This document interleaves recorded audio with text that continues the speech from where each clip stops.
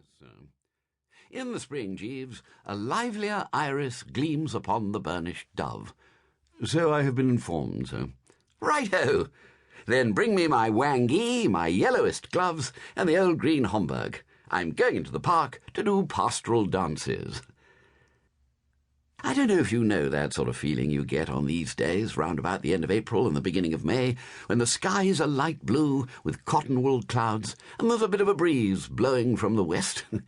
Kind of uplifted feeling. Romantic, if you know what I mean.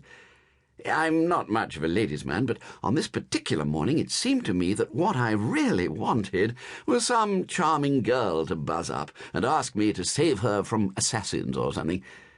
So that it was a bit of an anticlimax when I merely ran into young Bingo Little, looking perfectly foul in a crimson satin tie decorated with horseshoes. "Hello, Bertie," said Bingo. "My God, man," I gawped. "The cravat, the gent's neckwear. Why? For what reason?" "Oh, the tie," he blushed. I was given it." He seemed embarrassed, so I dropped the subject.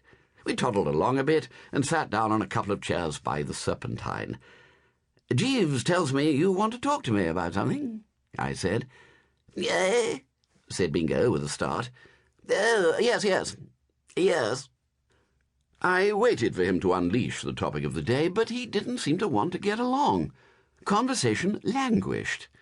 He stared straight ahead of him in a glassy sort of manner. "I say, Bertie," he said, after a pause of about an hour and a quarter. "Hello? Do you like the name Mabel?" "No."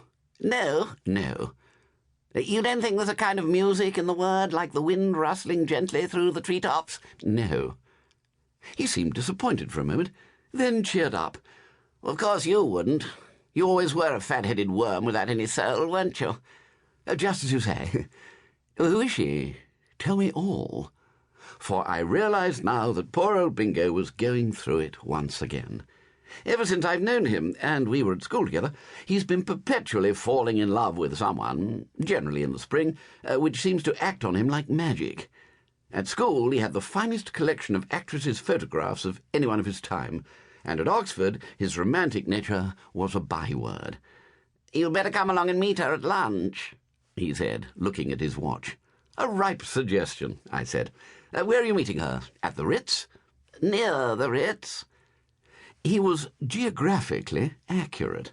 About 50 yards east of the Ritz, there's one of those blighted tea and bun shops you see dotted about all over London, and into this, if you'll believe me, young Bingo dived like a homing rabbit. And before I had time to say a word, we were wedged in at a table on the brink of a silent pool of coffee left there by an early luncher. I'm bound to say I couldn't quite follow the development of the scenario. Bingo, while not absolutely rolling in the stuff, has always had a fair amount of the ready. Apart from what he got from his uncle, I knew that he had finished up the jumping season well on the right side of the ledger. Why then was he lunching the girl at this godforsaken eatery?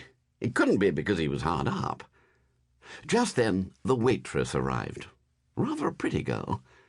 "Aren't we going to wait?" I started to say to Bingo, thinking it somewhat thick that, in addition to asking a girl to lunch with him in a place like this, he should fling himself on the foodstuffs before she turned up, when I caught sight of his face and stopped. The man was goggling. His entire map was suffused with a rich blush. He looked like the soul's awakening done in pink. "Hello, Mabel," he said, with a sort of gulp. "Hello," said the girl. "Mabel," said Bingo, "this is Bertie Wooster, a pal of mine." "Pleased to meet you," she said. "Nice morning." "Fine," I said. "You see I'm wearing the tie," said Bingo.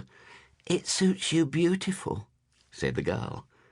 Personally, if anyone had told me that a tie like that suited me, I should have risen and struck them on the mazzard, regardless of their age and sex. But poor old Bingo simply got all flustered with gratification and smirked in the most gruesome manner. "Well, what's it going to be today?" asked the girl, introducing the business touch into the conversation.